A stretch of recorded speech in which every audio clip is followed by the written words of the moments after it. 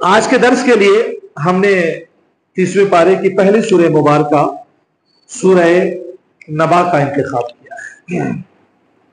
اس سورہ مبارکہ کو نبا سے موسوم کیے جانے کی وجہ یہ ہے کہ اس کی دوسری آیت مبارکہ میں یہ لفظ آیا ہے، اما یتساءلون عن النبأ العظیم، کہ وہ کس چیز کے بارے میں ایک دوسرے سے پوچھ رہے ہیں، کیا وہ اس بڑی اور اہم خبر کے بارے میں پوچھ رہے ہیں۔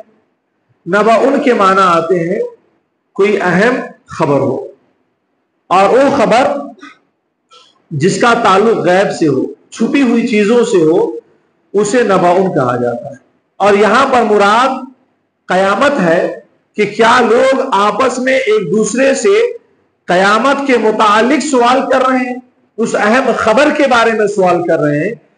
تو نباؤن کا جو لفظ ہے اس سورہ مبارکہ میں کی دوسری آیت مبارکہ میں آیا ہے، اسی مناسبت سے اس سورہ مبارکہ کا نام سورہ نبا رکھا گیا ہے۔ چونکہ عرب کے حالات یہ تھے، کفار مکہ کے یہ حالات یہ تھے کہ نبی کریم علیہ الصلوۃ والسلام سے جب بھی کوئی بات سنتے تو حیرت میں پڑ جاتے کہ یہ کیسے ہو سکتا ہے، یہ کیسے ہو سکتا ہے۔ بالخصوص سب سے زیادہ جو انہیں پریشانی ہوتی اور حیرانی ہوتی، وہ اس بات کی خبر کو سن کر کے قیامت آنا ہی ہے، قیامت کا آنا یقینی ہے۔ اب عالم یہ تھا اور صورتحال یہ تھی کہ اہل مکہ یہ سوچتے تھے کہ یہ کیسے ہو سکتا ہے کہ ہزارہ سال جو لوگ مٹی میں دفن رہے ہو، اسے مٹی سے پھر بے آئی نہیں ویسے ہی کیسے نکالا جا سکتا ہے، ان کے اندر پھر سے روح کو کیسے ڈالا جا سکتا ہے۔ یہ چیزیں انہیں بڑی حیرانی میں ڈالتی تھی۔ لیکن عالم یہ تھا کہ یوں ہی نہیں بیٹھے ہوتے تھے، بلکہ ان کی محفلیں سجتی تھی، اور اپنی محفلوں میں اس خبر کے متعلق یہ لوگ طویل گفتگو کرتے تھے، آپس میں مذاکرہ کرتے تھے، بحث و مباحثہ کرتے تھے، اور نتیجہ یہی نکلتا تھا کہ قیامت کو ہم نہیں مانیں گے۔ کیوں؟ وجہ یہ تھی کہ ان کے سامنے قیامت کو ماننے کے لیے جو سب سے بڑا روڑا بنا ہوا تھا، یہ ان کا عمل تھا۔ کیونکہ اگر قیامت کو مان لیتے تو ظاہر سی بات ہے کہ ان کے معاشرے میں جو برائیاں پھیلی ہوئی تھی اسے چھوڑنا ان کے لیے لازم تھا۔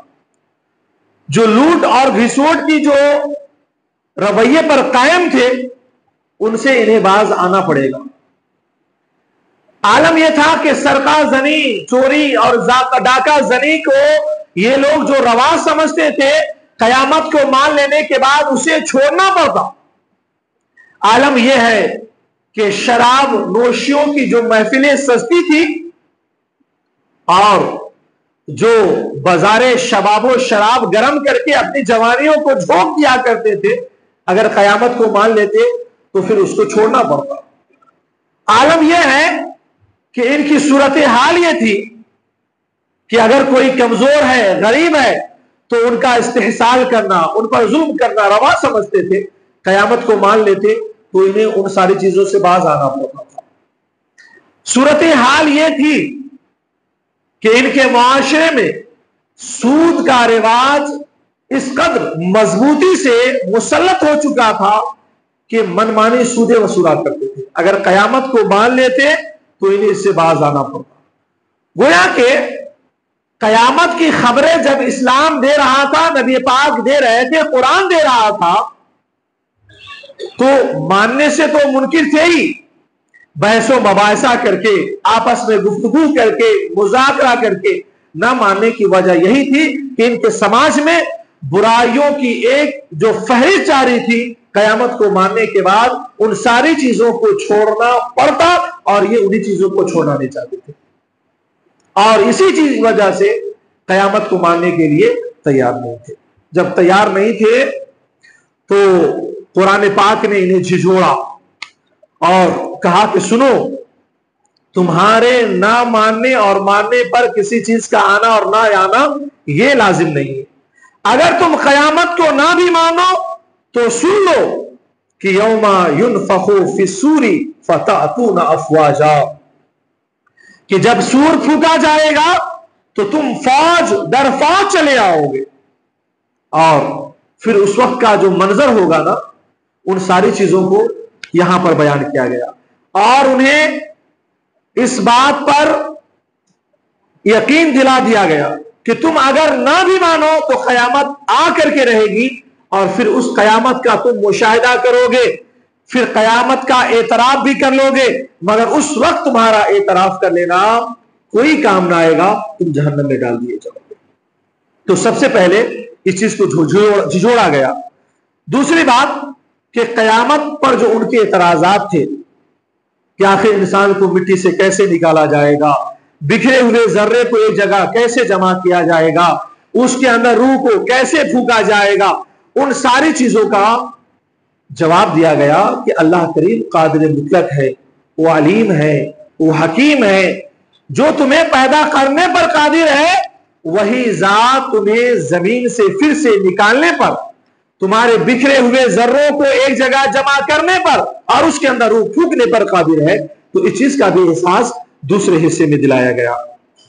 اس کے بعد جن چیزوں پر یہ ان کو یقین دلایا گیا وہ یہ کہ قیامت آخر واقع کیوں ہونی ہے، اس کی حکمت کیا ہے، اس کی وجہ کیا ہے، اس کی طرف توجہ دلائی گئی. اور بتایا گیا کہ تم دو انسانوں کو لے لو، اور ایک ایسا انسان جو ساری عمر ظلم و ستم کرتا رہے، غریبوں کو لوٹتا رہے، دادے عیش دیتا رہے، اپنے خالق و مالک سے روٹھا رہے، رب کی نافرمانیاں کرتا رہے، اللہ کی اطاعت کی طرف کوئی رغبت نہ دکھائے. ایک ایسا انسان ہے. اور دوسرا انسان ایسا ہے جو اپنی ساری زندگی اللہ کی اطاعت و بندگی میں لگاتا رہے، سماج میں بہتر کام کرتا رہے، غریبوں کی مدد کرتا رہے، دکھیاروں کے دکھ کو بانٹتا رہے، یتیم و بیواؤں کے سر پہ شفقت کا ہاتھ رکھتا رہے. اب تم غور کرو کہ کیا دونوں کے عمل ایک جیسے ہیں؟ اگر ایک جیسے نہیں ہیں تو آخر یہ بتاؤ کہ ایک انسان ظلم کرتے کرتے کرتے چلا گیا اور اسے ظلم کا دنیا میں کوئی بدلہ نہ ملا، غریبوں کو لوٹتے لوٹتے دنیا سے چلا گیا، اسے کوئی بدلہ نہ ملا. اور ایک انسان نیکیاں کرتے کرتے دنیا سے گیا، خدمتیں کرتے کرتے چلا گیا. جب دونوں کے اعمال تمہاری نظروں میں برابر نہیں ہے اور دونوں کا اگر کوئی انصاف کا دن طے نہ کیا جائے تو بتاؤ کہ دنیا میں اچھا کر کے کیا فائدہ، برا کر کے کیا نقصان. معلوم یہ ہوتا ہے کہ کوئی دن تو ہونی چاہیے کہ ظالموں کے ظلم کا بدلہ دے دیا جائے اور نیکوکاروں کے نیکوں کا صلہ دے دیا جائے. اور اگر یہ عقل کے مطابق ہے تو قیامت کا آنا بھی عقل کے مطابق ہے، تاکہ دنیا سے جو انسان نافرمانی اور گناہوں میں گیا اس کی سزا اسے دے دی جائے، اور جو انسان دنیا سے نیکیاں کرتے کرتے گیا اس کا صلہ دے دیا جائے. ظاہر سی بات ہے اگر دل کو بغض اور حسد اور نفرت سے اگر پاک کر لیا جائے تو انسان کی عقل قیامت کے آنے کو مان لیتی ہے، ایمان لے آتی ہے اور یقین کر لیتی ہے. تو اس چیز پر بھی توجہ دلائی گئی.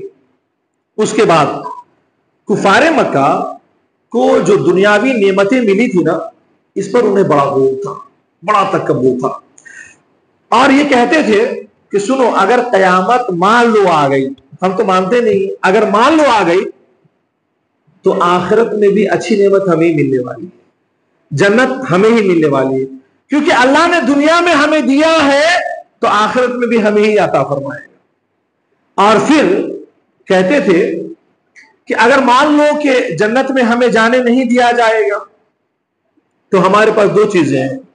پہلی چیز تو یہ ہے کہ جن معبودوں کو ہم پوجتے ہیں یہ ہماری شفاعت کریں گے، سفارش کریں گے اور جنت میں لے جائیں گے. اور مان لو اگر یہ سفارش نہ بھی کرے، شفاعت نہ بھی کرے تو جنت کا دروازہ ہم زبردستی کھول لیں گے. ہمارے یہ جو بچے ہیں یہ ہمارے غلام کب کام آئیں گے، یہ دروازے کو کھولیں گے اور ہم زبردستی گھس جائیں گے. ہمیں اس کی کوئی فکر نہیں ہے، اس کی کوئی پرواہ نہیں ہے.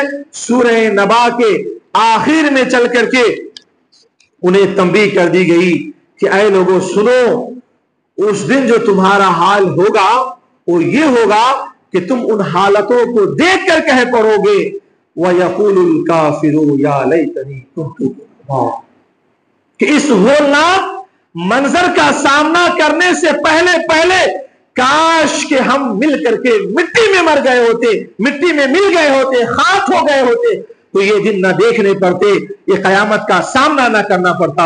اے لوگوں اس خوش فہمی میں نہ رہو کہ تم وہاں زور و زبردستی کرو گے، اللہ کی قدرت کے سامنے تمہاری ایک نہ چلے گی۔ اگر وہ نعمتیں چاہیے، وہ دولتیں چاہیے، وہ ثروتیں چاہیے، تو دنیا ہی میں خدا پر ایمان لا لو، عمل صالح کر لو، گناہوں سے باز آ جاؤ، انشاءاللہ العزیز آخرت کی کھیتی پھر تمہارے لیے ہوگی۔ انہی باتوں کی طرف بھرپور اشارہ سورہ نبا میں کیا گیا ہے۔ اللہ کریم کی بارگاہ میں دعا ہے کہ مولا کریم ہم تمام لوگوں کو اپنے فرمان اور پیارے حبیب کے فرمان پر عمل کرنے کی توفیق عطا فرمائے۔ مولا کریم نیک عمل کرنے اور ہر طرح کی گناہوں سے بچنے کی توفیق عطا فرمائے۔ اس ماہ مقدس میں ہم سے جو بھی ٹوٹے پھوٹے اعمال انجام پا سکے ہیں، اللہ کریم اپنے فضل سے اسے قبول فرمائے۔ جو ہم سے کمیاں اور کوتاہیاں رہ گئی ہیں، اللہ کریم اسے معاف فرمائے، اور جو دن بچے ہوئے رہ گئے ہیں ان دنوں میں اخلاص قلب کے ساتھ ہمیں تمام تر عبادتوں کو بجا لانے کی طاقت و توفیق عطا فرمائے۔ وآخر دعوانا ان الحمدللہ رب العالمین، استغفر اللہ ربی من کل ذنب وجنبت